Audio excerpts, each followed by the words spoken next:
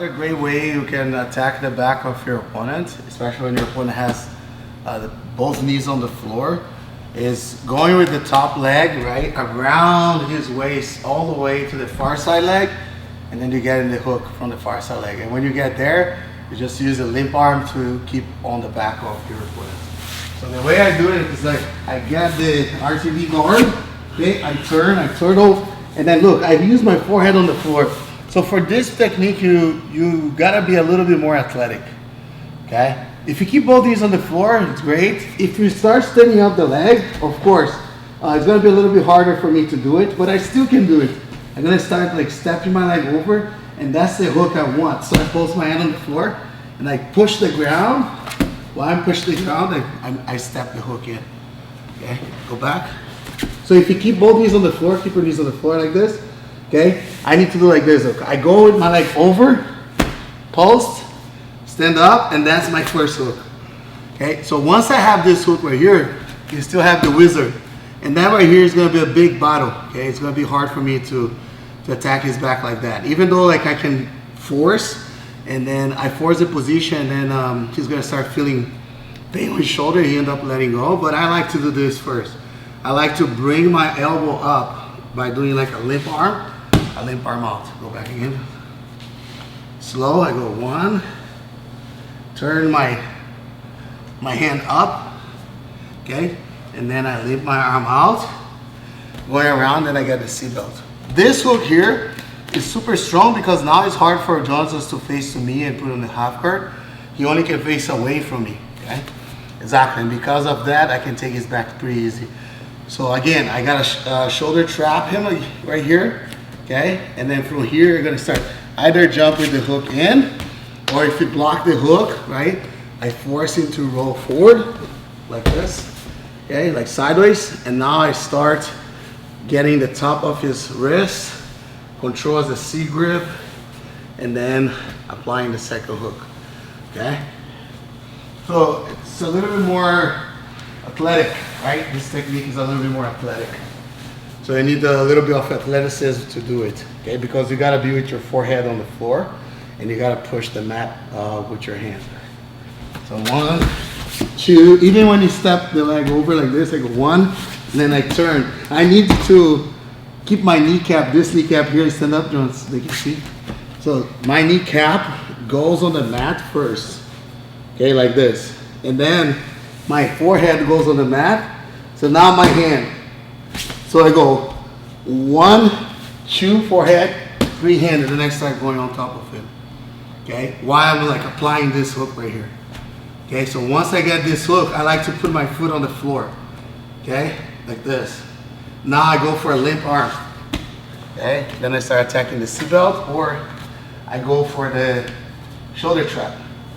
I can fall and start attacking the Armian guillotine if you want, okay?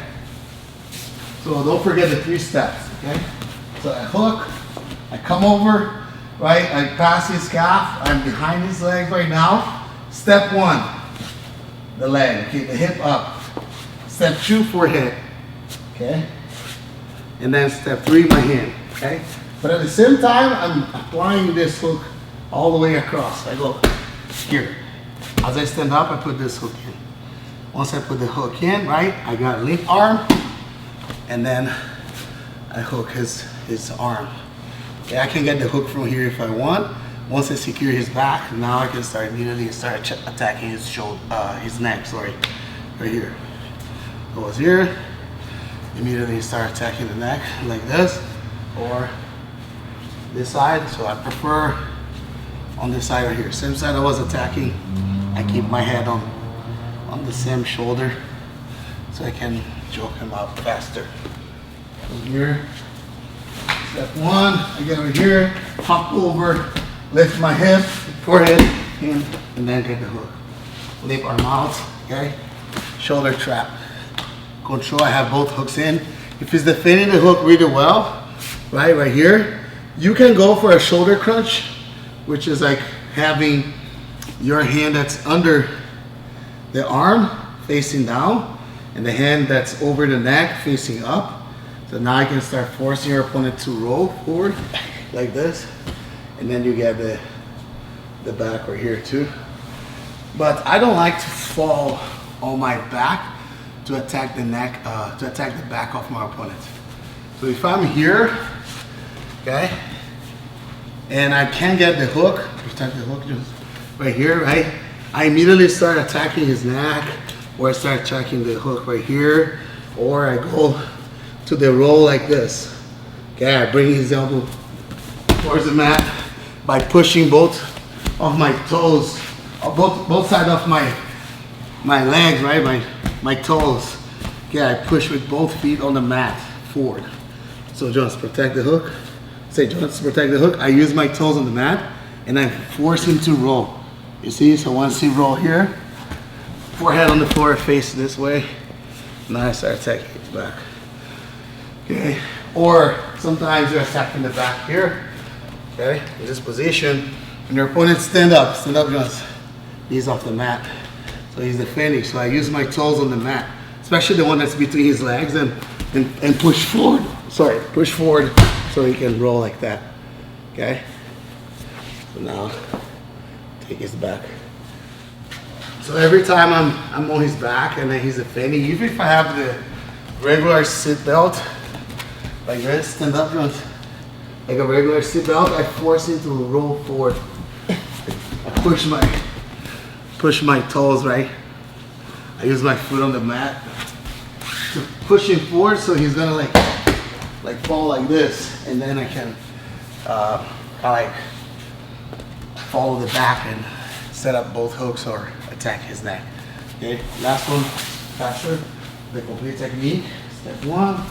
Okay, so I got here, stand up. Okay, I got here. Now, that's how it's gonna work, like faster. Okay, so fast again, the fight. One. You see, like, why I'm going for the hook, I'm already limping the arm out. If you like, you can keep the arm here. You can extend his leg here and then push forward. Look, you torque his body and then end up in the mount position here. Okay? You can also use the outside leg after you get the first hook to push forward. And don't take the arm out. Keep the whizzer, and then your opponent will end up like sideways, and then you're gonna be on mount position. That's also a very good way for you to attack your opponent. But I prefer to get the limp arm, right? So once I get a limp arm, I limp the arm out, I can easily take the back or attack his neck, all right?